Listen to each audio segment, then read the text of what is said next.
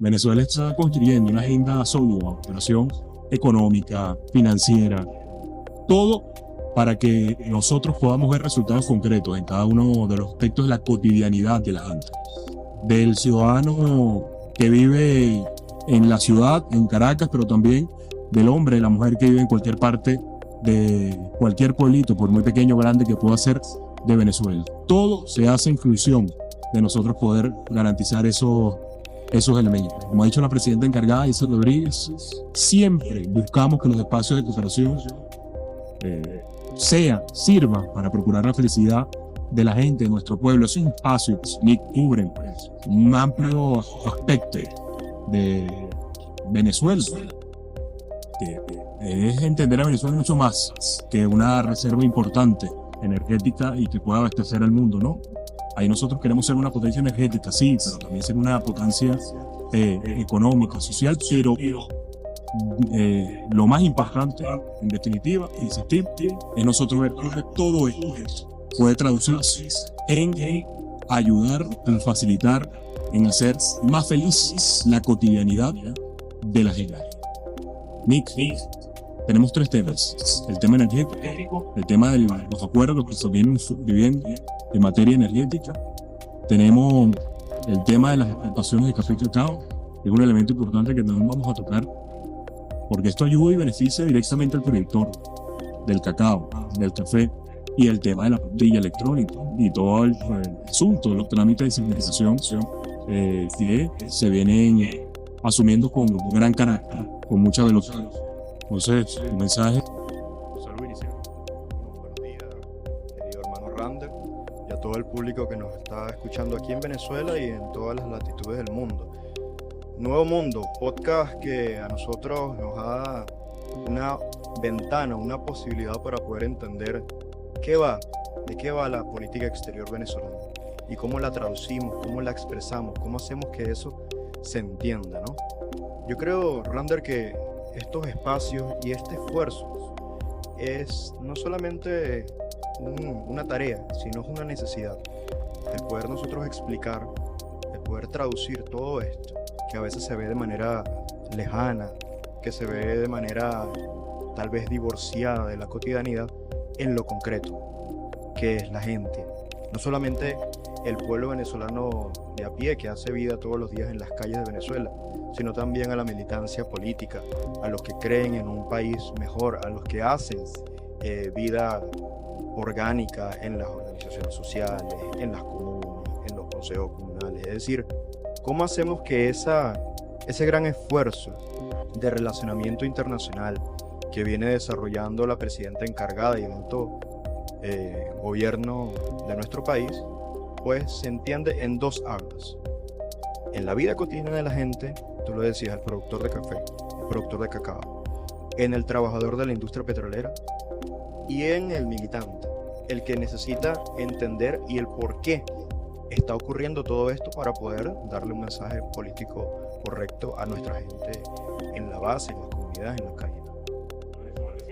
Con empresas energéticas que vinieron al país con el fin de poder, uno, diversificar inversión, reimpulsar el sector de hidrocarburos, optimizar la generación de energía eléctrica bajo un esquema de beneficio compartido. Ahora, estos elementos que nosotros vemos con firmas, memorandos de entendimiento, con algo nosotros que hemos aprendido con el comandante Hugo Chávez, siempre poder explicar cómo se traduce un memorando de entendimiento, un acuerdo de cooperación, cómo se traduce lo que podemos ver en la televisión como algo abstracto, algo que no va en lo inmediato, no entiendo cómo puede impactar eso en mi vida cotidiana, porque la gente que busca esencialmente saber, uno, si eso puede mejorar su nivel de vida, tanto para él como para sus hijos, para la gente que quiere, para su madre, para su padre, si poder obtener empleo directo a través de lo que pueda estar pasando. La gente está atenta y cómo puede eso ayudarlo, si puede mejorar el nivel de salario, cada una de las acciones que se puedan tomar en la dirección correcta de la actividad económica del país. Y la respuesta, o lo que nosotros podemos decir, es que cada uno de estos acuerdos tiene una respuesta a partir de estas preguntas que son cotidianas e importantes de la gente. ¿Qué significa? Tú eres de Monagas, ¿Qué significa que Venezuela pueda firmar un contrato con la empresa Slumbers? Sí, con Shell también. Correcto. Bueno, yo tengo una anécdota. Cada vez que tú vas al estado Monagas desde el centro, desde Caracas, tú cuando entras al estado tú piensas a ver los michurrios quemando el gas. Eso se llama el gas asociado, está en los pozos petroleros. Eso ha sido la historia de los 100 años de producción petrolera, de explotación petrolera en Venezuela. ¿Qué significa, por ejemplo, ese gas que se ve quemándose cada vez que vas por la carretera? Eso es dinero perdido, Randall. Eso es dinero que podría invertirse en mejoras de salario, que podría invertirse en escuelas. Y, por supuesto, eso tiene una repercusión local directa. Por ejemplo, alguien me decía, nosotros vamos a tener una calidad de vida mejor si estas empresas empiezan a trabajar, no si reactivan los pozos petroleros en el estado.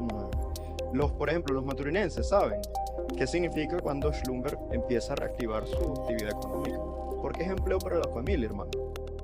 Es decir, el ingeniero petrolero, el ingeniero en gas, ve la oportunidad para poder postularse, tener un empleo de calidad que le permita abastecer a su familia de alimentos, la educación para sus hijos, la mejora en términos de infraestructura tal vez para arreglar su casa, o los más jóvenes, los recién graduados en estas materias, pues tener la oportunidad de comprar su vivienda propia, su vehículo propio. Esa es la Venezuela que estamos construyendo y así se traduce.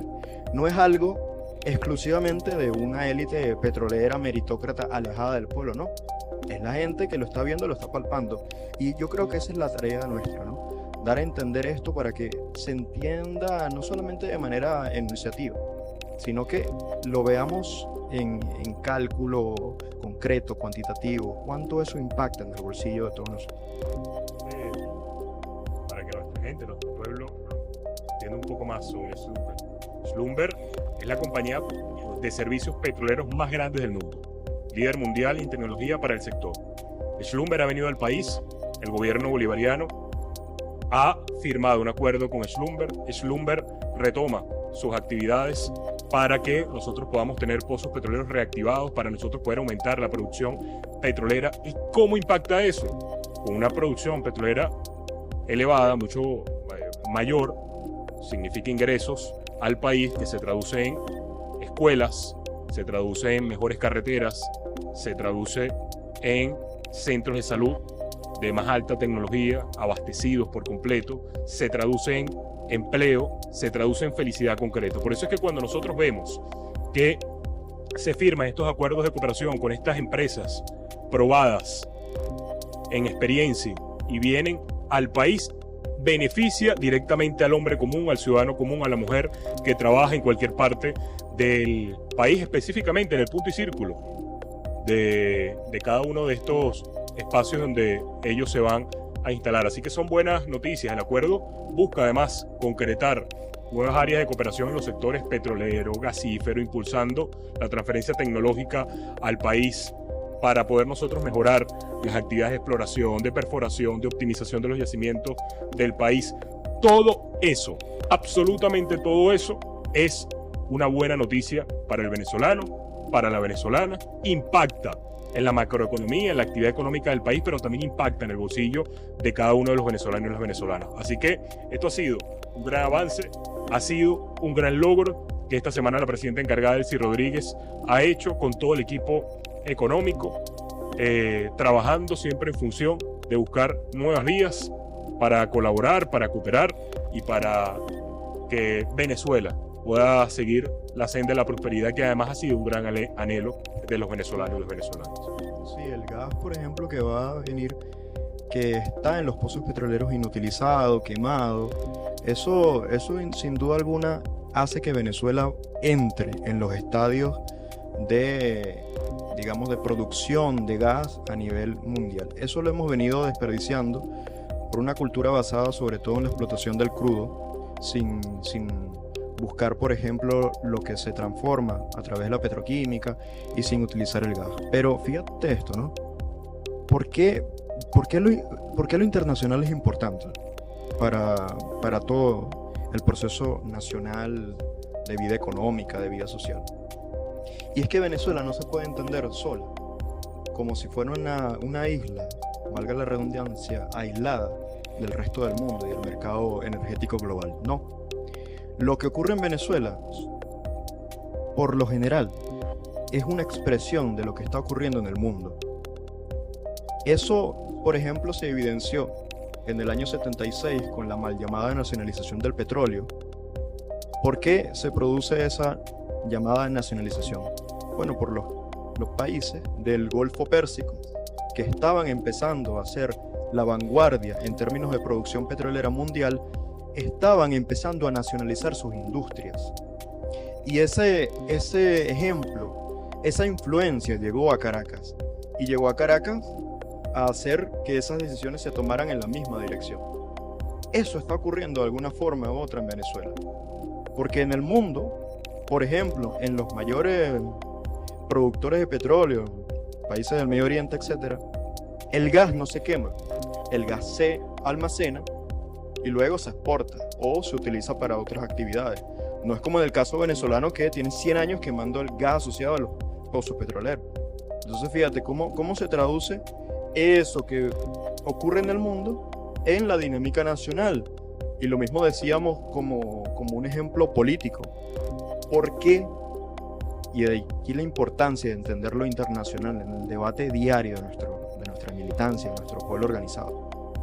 En los años 60 ocurrió un evento histórico sin precedentes en América Latina que todos conocemos. Fue el triunfo de la Revolución Cubana. Bueno, Venezuela entró en un episodio de confrontación antagónica en el momento cuando se produce en los años 60 el Pacto de Punto Fijo y las guerrillas venezolanas se van a la montaña. ¿Por qué? Porque la Revolución Cubana había triunfado. Y esa inspiración, ese ejemplo, sirvió para que en Venezuela ocurrieran una serie de eventos. Y esa serie de eventos determinaron en un resultado histórico que sabemos. Pero entonces, ¿cómo lo internacional, Rande, termina impactando en las dinámicas nacionales y cómo nosotros estamos inmersos en ese mundo? Eso es una deuda que tenemos que alimentar nosotros. Sí. Nosotros nos podemos entender sin el mundo tampoco puede entenderse sin el aporte que Venezuela tiene en él. Sobre todo porque Venezuela tiene consigo las mayores reservas petroleras del mundo, lo hemos dicho.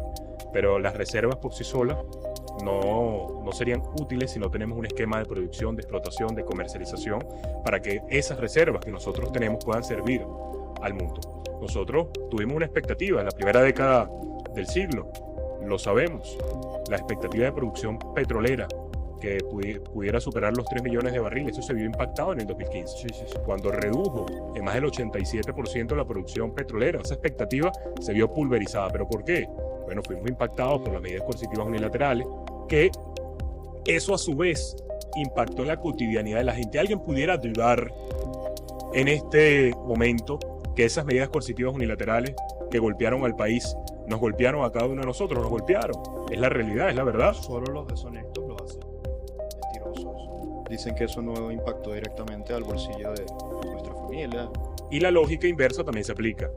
Si la reducción petrolera, el 87% en 2015, entre el 2015 y 2020 se vio impactado, se redujo. Eso significa una reducción del ingreso petrolero nacional que iba destinado tradicionalmente a mejorar la calidad de vida de cada uno de los venezolanos, que iba a la educación, que iba a la salud, que iba a la inversión social.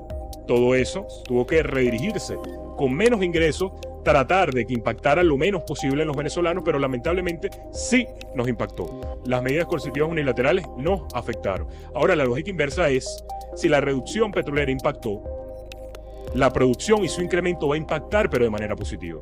Y es lo que nosotros en este momento estamos haciendo. Aquello que nosotros vimos que fue impactado de manera negativa, vamos a empezar a ver, como lo estamos viendo, que la producción petrolera, su incremento, la inversión de empresas en el país internacionales que vienen a mejorar el sistema eléctrico para que la producción pueda incrementarse, se va a notar, se va a ver. Va usted, querido señor, querida señora, que ofrece servicios de distintos tipos, que ofrece incluso su potencial, su experiencia en distintas áreas, va a tener empleo, va a incrementar el salario de cada uno de los venezolanos y las venezolanas, porque la inversión genera eso, y a mediano o largo plazo nosotros vamos a ver cómo esa inversión va a ser distribuida, dirigida a lo que los venezolanos queremos, que es mejorar el salario, que es empleo, que es buena salud y que es buena educación. Yo creo, además de esos elementos que tú bien mencionas, la importancia de adecuar el Estado venezolano, y yo creo que el esfuerzo de hacer un reordenamiento y una reingeniería de nuestro gobierno, de nuestro Estado, una comisión presidencial, por cierto, anunciada recientemente por la presidenta encargada, a quien le ha destinado esta tarea al compañero Héctor Rodríguez. Yo creo que ese nuevo modelo de Estado tiene que estar sujeto a los ingresos que van a entrar a Venezuela por concepto de esas nuevas inversiones. Pero no solamente eso, Rander, sino también cómo nosotros adecuamos nuestro sistema educativo en ese sentido. Porque si yo, por ejemplo, me planteo un reordenamiento del Estado venezolano, eso tiene que ir ligado a cómo los niños, nuestros jóvenes, van a ser educados para dirigir ese Estado. Y es la Venezuela del futuro, no es hacer una acción que esté completamente despegado del futuro. No, tú tienes que crear las condiciones estructurales, es decir, tienes que sembrar para luego cosechar ese gran impulso, ese gran esfuerzo que va a estar sostenido materialmente. Y creo que en el momento más duro de las sanciones, el presidente Nicolás Maduro fue un mago. Hizo posible mantener el sistema de protección social, el sistema bolivariano de bienestar de la familia venezolana, incluso con la reducción trágica de todo el ingreso nacional que nosotros experimentamos en esa década. Eso hay que decirlo. Lo que va a ocurrir ahora es justamente lo que nunca tuvo que dejar de pasar. Bueno, una Venezuela en crecimiento en términos económicos, en términos financieros. Y eso va a permitir que ese modelo social se robuste. O sea, primero recuperar ese bienestar que tenía unos niveles extraordinarios, por ejemplo, en el año 2012. Venezuela era ejemplo en términos de política social, de inversión en vivienda, en salud, en educación, por los ingresos que sostenían el modelo. Luego empezó la época de las sanciones y la reducción y las crisis en el mercado petrolero, y pues todo eso tuvo que naturalmente disminuirse. Pero en esta etapa, y creo que, y por eso acompañamos la decisión correcta de reestructurar, de reordenar, de darle una nueva ingeniería a ese Estado para darle viabilidad estratégica, es decir, a largo plazo, y que no se pierda en el vaivén histórico venezolano que siempre hemos vivido de bonanza, donde todos tenemos un nivel de ingreso relativamente bueno, hay derroche y luego la crisis, luego bonanza y luego crisis. Eso creo que tenemos la oportunidad histórica, Rander, de revertirlo para siempre y hacer que en Venezuela, al contrario, que no sea visto como un país que vive en crisis y en bonanza, sino que viva permanentemente en un estado de tranquilidad y de prosperidad. El tema creo que ha sido cubierto. Allí insistimos a todos y a todas. Esta semana ha sido una semana de avances importantes. Se han firmado acuerdos y alianzas técnico-financieras, Venezuela con Shell, Venezuela con Schlumberger. Son empresas conocidas por lo que han hecho en la explotación del campo de gas natural, petrolero, en fin. Todo eso, insistimos, se traduce en la mejora de la cotidianidad de la vida de la gente. Pero también un tema importante en estos días ha sido lo de la discusión del café y el cacao, que han habido discusiones además en la Asamblea Nacional, y que ha tenido ha despertado un enorme interés, sobre todo en el productor del cacao y toda la cadena, y en toda la cadena de entusiasmo, pero además toda la cadena que va desde la producción hasta la comercialización, hasta el consumidor final. Venezuela es una potencia, lo es, de producción de cacao, de café. Nosotros sabemos que hay un elemento muy importante para poder desarrollar, para poder impactar, porque cuando un kilo de cacao venezolano se vende mejor en el mundo, no gana solamente el exportador, el que logró la exportación, también gana allí la familia que cultiva, el productor, el pequeño, el mediano productor, productora, el que cultiva en Barlovento, el que cultiva en Trujillo, en Escuque, el que cultiva café o cacao en cualquier parte de Venezuela, el transportista que lo moviliza, el joven que decide quedarse trabajando en el campo porque se siente estimulado. Allí ganamos todos, porque además, ¿qué venezolano no toma su cafecito en las mañanas? Todos los tomamos, todos lo disfrutamos, y a ellos le agradecemos además todo el esfuerzo que nos ha permitido a todos los venezolanos que nos pueda llegar cada mañana nuestro cafecito. Así que el impulso a las exportaciones no petroleras en rubros estratégicos como el café, como el cacao, insistimos, también son buenas noticias para todos y para todas. Nick, ¿algún comentario sobre este tema del café y el cacao? Un país con inmensas reservas petroleras o al menos descubiertas. Venezuela ha sustentado su economía sobre todo en cacao, en ganadería, en café. Y eso, de alguna forma u otra, y vuelvo al tema de la explicación y del impacto, de la influencia de lo internacional en Venezuela, en el país. Existe algo llamado, Rander, la División Internacional del Trabajo. La División Internacional del Trabajo está ligado también a la división de la producción.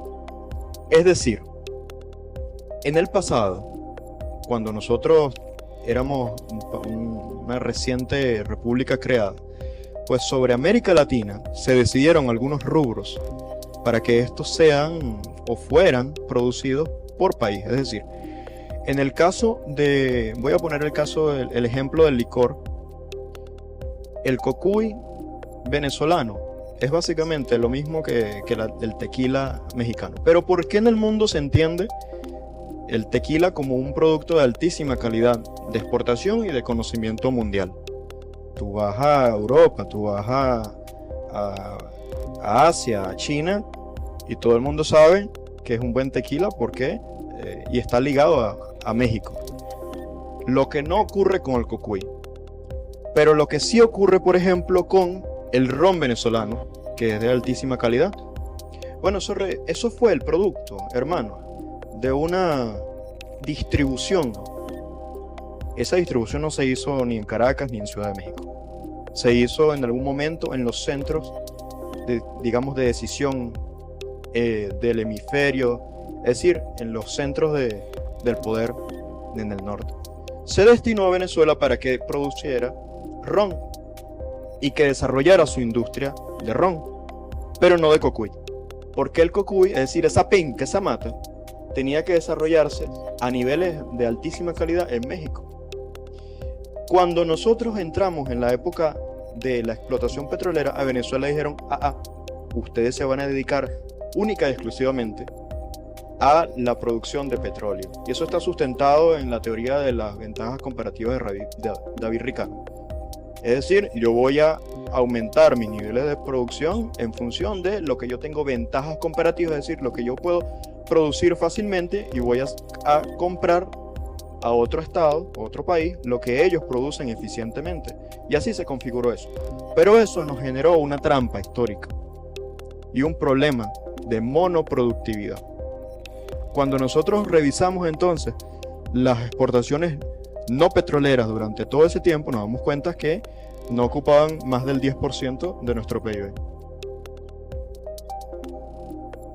Fue víctima además de Sí. todo eso, porque la monoproductividad trae como consecuencia de que si somos bloqueados en el principal elemento de exportación que hemos tenido, fuente de ingreso principal para mantener la economía del país, inmediatamente la economía se ve impactada, ergo cada uno de nosotros los venezolanos y las venezolanas. Nos sucedió, y eso es una gran enseñanza histórica. Tú que traes la historia a colación, y es que nosotros debemos diversificar la producción, debemos diversificar las fuentes de ingreso de Venezuela. Venezuela, el café, particularmente el café venezolano, por razones económicas, culturales, ha sido uno de los principales productos de exportación del país durante la época colonial, desde 1730 aproximadamente, hasta que se inició la exportación petrolera, que se descuidó por completo el resto de las actividades económicas que Venezuela podía ser potencial exportador. Después de un largo periodo de declive, en la actualidad, en medio del dinamismo económico que además estamos viendo, productivo del país, el café vuelve a un rubro importante en el catálogo de exportación de Venezuela. Entre el 2024 y 2025, NIC, pueblo venezolano, la producción se incrementó en un 40% de las exportaciones no petroleras. Y eso es importante. Eso es un logro, insistimos, porque beneficia indudablemente al productor, al transportista, a quien comercializa. Si el cacao venezolano, el café venezolano se cotiza mejor en el mercado internacional, va a ayudar, va a impactar de manera directa a cada uno de los productores y quienes están en toda la cadena de distribución del café y del cacao. Así que ¿a quién beneficia la ley del café? A todos nosotros además, a todos, al productor, pero también a cada uno de nosotros, porque como país son nuevas fuentes de ingresos no petroleros. No solamente a los venezolanos, también a los que consumen chocolate y café venezolano en el mundo. ¿Cuál es la proyección de esto, Randall? No solamente es la producción del rubro en términos de materia prima, sino es cómo se transforma eso en el producto final, el producto que se vende en los supermercados. Yo he visto, por ejemplo, que se habla del chocolate belga, se habla de algunas marcas, incluso italianas, de café. Cuando tú revisas de dónde viene ese grano de café y ese grano de cacao, resulta que es venezolano.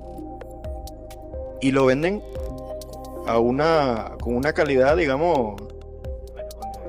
Porque hay empresas cafeteras que bueno, han tenido un buen esquema de comercialización mundial en el vecino país, además, y que están en cada uno de los aeropuertos. Pero ese café, ese cacao, con el que hacen el café del hermano país, ¿de dónde viene? Es nuestro, es de aquí, es hecho por productores, es producido por venezolanos y por venezolanas, es de esta tierra.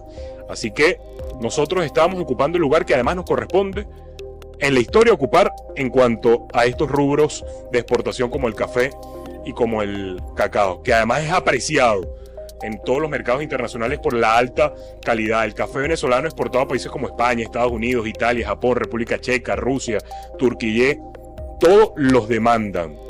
Y nosotros como Estado venezolano, sus instituciones funcionando, están haciendo lo que corresponde para facilitar todo este proceso de producción, pero además de exportación. Nos ayuda a todos. Ese es el camino de un país que construye su futuro en soberanía. Lo estamos haciendo bien. Y el pueblo venezolano, estoy seguro, que viendo cada uno de estos elementos, estas acciones, estos pasos que se van dando de manera decisiva y con mucha determinación, decisiones que se van tomando por parte de la presidenta encargada, Delcy Rodríguez, y todo el equipo de trabajo, da como su calmita. Porque tú dices, va todo funcionando. Va todo en función de resolver los problemas de la gente. Y eso es lo que nosotros estamos logrando y eso es lo que nosotros estamos haciendo. A pesar, muy a pesar de las sanciones que aún siguen impuestas, nosotros estamos y con el proceso de peregrinación iniciado ya hace varios meses, vamos también con mucha firmeza el pueblo venezolano, exigiendo lo que además le corresponde, que es un país libre de sanciones. Es un país que no esté condicionado por bloqueos y por situaciones que terminan afectándonos a cada uno de nosotros. Pero por encima de eso, nosotros lo estamos logrando. Y eso es algo que como venezolanos y venezolanas, insistimos, debemos reconocernos siempre, no minimizarlo. Debemos nosotros siempre colocarlo en el debate. ¿Algún tema adicional para cerrar este tema del café y el cacao, Nick? Sí, además acompaño lo que dice y agrego no caer en esas falsas narrativas, ¿vale?, sobre estos temas.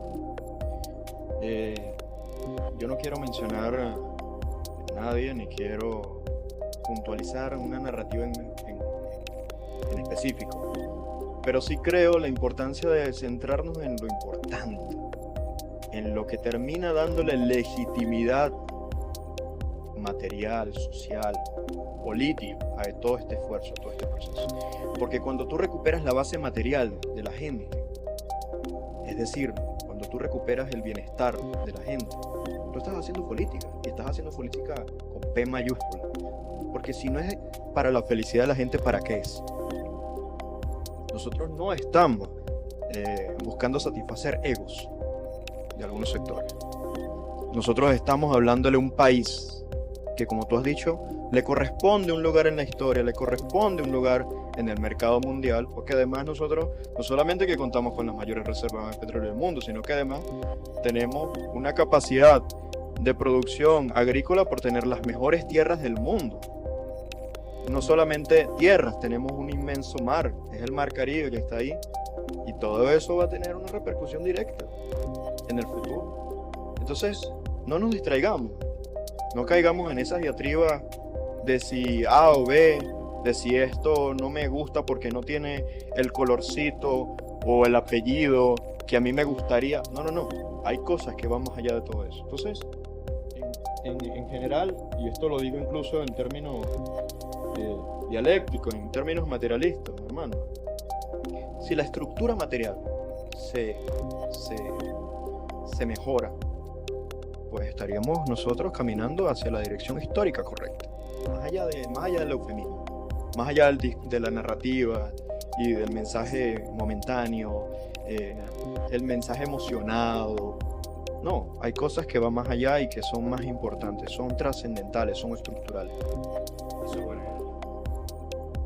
Eso mismo, Link. Hay un tema que además ha causado un buen impacto esta semana y las anteriores, pero esta semana ha tenido un vuelo comunicacional importante, que es el tema de la apostilla electrónica y todo el tema de la simplificación de trámites, que además se viene tomando decisiones en esa dirección. Ha habido un esfuerzo conjunto de las instituciones del Estado venezolano, la Cancillería, el SAREN, están funcionando, trabajando en conjunto, que ha permitido poner al servicio de los venezolanos, las venezolanas, una nueva plataforma tecnológica para simplificar y optimizar sus trámites. Usted, señora, que debía pedir permiso durante una mañana, toda una tarde, quizás perdiendo el día de trabajo, descontándoselo del salario mensual para ir a hacer un trámite, ya eso se resolvió. Ya usted desde su casa, desde donde esté, desde su propio trabajo, puede acceder a las plataformas tecnológicas que el Estado venezolano ha puesto a su disposición para poder tramitar, hacer ese trámite, simple trámite, y que pueda, como además es su derecho, acceder a él. Eso lo hemos logrado. Y el pueblo venezolano debe saber que nosotros seguimos trabajando para que todo trámite pueda digitalizarse, simplificarse, que no genere ningún tipo de trauma, que no genere humillaciones para ningún venezolano y ninguna venezolana. Lo hemos dicho siempre, lo dijimos en el programa pasado. No es posible, no es correcto. Es humillante, además, que lo primero que tú pienses para hacer un trámite es a quién yo debo pagarle más para que ese trámite pueda hacerse de manera rápida. No, eso es terrible. Y uno tenga que recurrir a gestores, a gestoras, a la microcorrupción, siendo copartícipes pasivos a la microcorrupción. No es posible. Nosotros lo estamos destruyendo, lo estamos dejando a un lado, lo estamos sacando del camino para que el venezolano, insistimos, pueda tramitar lo que le corresponda, lo que quiera, desde la apostilla hasta cualquier trámite que esté en este momento a disposición de manera simple, digital, y ya. Mire, eso nosotros, insistimos, mejora ya de manera inmediata, mejora la vida de la gente. ¿Por qué? Porque ese tiempo que tú invertías haciendo largas colas, ya no lo haces. Ese tiempo que tú invertías humillándote para poder acceder al gestor que te cobrara, ya no es, ya pasó, lo resolvimos. Y bueno, eso es un logro de los venezolanos, de las venezolanas, aquella madre que tenía que pedir además permiso y madrugar desde tempranito, porque yo no sé si a ti te pasaba, Nito, pero yo recuerdo a veces que mis padres me decían, hay que hacer un trámite cual sea, entonces se tenía que ir a la institución que hacía el trámite, estar ahí a las 4 o 5 de la mañana, madrugar, salir de la casa a las 3 de la mañana, buscando una mala hora, como dicen, buscando una mala hora en la madrugada, yendo para obtener un número y tú teniendo ese número pudieras hacer ese trámite. Es algo inviable para la felicidad de la gente. Y eso, viéndose, eso primero diagnosticándose, sabiendo que existe ese problema, bueno, con la decisión y con la firmeza del gobierno bolivariano se ha resuelto. Pero sabemos que a pesar de que hay muchos trámites que ya tienen esta función digital simplificada, aún faltan muchos trámites más por resolver. Pero hemos dado ese gran salto, ese gran paso cualitativo para los venezolanos y para las venezolanas. Nico. Es un proceso larguísimo. Pero haciendo referencia al nombre de este podcast, sería, primero que desatinado temporalmente. Es atípico que un país que se plantee ser potencia, que se plantee ser una referencia en términos regionales, internacionales, pues tenga un esquema de burocratización a tal nivel que le permita a la corrupción vivir y por lo tanto a la tristeza colectiva, es decir, a la no felicidad del pueblo venezolano, ser parte de dinámicas que se reproducen diariamente. Venezuela tiene el gran reto de ponerse a la par de este nuevo mundo que está creándose, está configurándose. Eso pasa por la reingeniería del Estado, eso pasa por hacer que el Estado sea más ágil, más rápido, que no sea un Estado del siglo XX, que sea un Estado del siglo XXI y sobre todo pensando hoy, por ejemplo, en cómo impacta la inteligencia artificial en todos estos procesos. No son los tiempos donde un funcionario con una computadora y una hoja Excel pues tenía que resolver una data. No, existe hoy herramientas que te permiten monitorear el país entero, los más de 30, casi 40 millones de venezolanos que hoy están aquí y en las fronteras más allá de nuestro país, que sean ellos los que terminen dando el testimonio final de ese modelo que estamos creando, de esa Venezuela que se está fraguando y que va yendo en la dirección correcta para ese mundo que se está haciendo. Porque Bolívar es eso. Bolívar es la felicidad para el pueblo, la estabilidad política, la seguridad social y la unidad del continente en función de esos grandes elementos. La apostilla ha sido una de las más amplias interacciones que hemos nosotros tenido en nuestras propias redes sociales y nuestro pueblo sigue preguntando cómo funciona, qué hacer. Allí cómo funciona para iniciar el trámite de la apostilla. Primero, ingresas a la plataforma de trámites en línea del SAREN, que es trámites.saren.gov.be, con tu usuario y con tu contraseña. Haz clic allí en ver solicitudes, que está ahí en el menú principal, se ve ahí anteojito. Allí vas a ver el listado de todos los trámites que puedes realizar de manera digital. Selecciona el documento que deseas legalizar. Presiona el botón solicitar apostilla. Ahí tú eliges el país destino. Y si es una partida de nacimiento de niños, niñas, adolescentes, ingresa los datos del representante. Simple. Al confirmar los datos, el sistema generará la planilla única bancaria, la muy popular PUB. Listo, te la genera. Cancelas con pago móvil, que además ahora es demasiado sencillo cancelar con pago móvil. El portal de Ensaren o en tu banca en línea, también es rápido. Luego del pago, tu apostilla se va a emitir automáticamente. Descargas tu apostilla en la sección Acciones o desde tu correo electrónico y listo. Ya eso es muy fácil. Ingresas, sigue los pasos, pagas ahí tu cosa y listo. Te emiten tu apostilla del documento que tú hayas decidido apostillar. Son 153 documentos que pasan a una apostilla digital. Es un gran paso, insistimos, cualitativo que se ha dado. Las citas presenciales programadas en el sistema de legalización de apostilla electrónica, el slide, para los 143 ya quedan sin ningún tipo de efecto presencial. Ya todo se hace de manera digital. El trámite deberá realizarse exclusivamente a través de la plataforma en línea. Oye, eso mejora la calidad de vida de la gente, porque ya tú, mano, por favor, tú puedes estar almorzando y generas ahí tu apostilla. Tú puedes estar en tu hora libre y generas tu apostilla. Tú puedes ir a buscar a tu muchacha en el colegio y generas tu solicitud de apostilla. Entonces, ya eso es un trámite fácil. Seguimos avanzando en esa dirección, nos sentimos contentos con lo que está pasando, estamos dando pasos firmes en la dirección correcta porque yo me quedo con algo que tú dijiste, Nicky, es correcto, es así.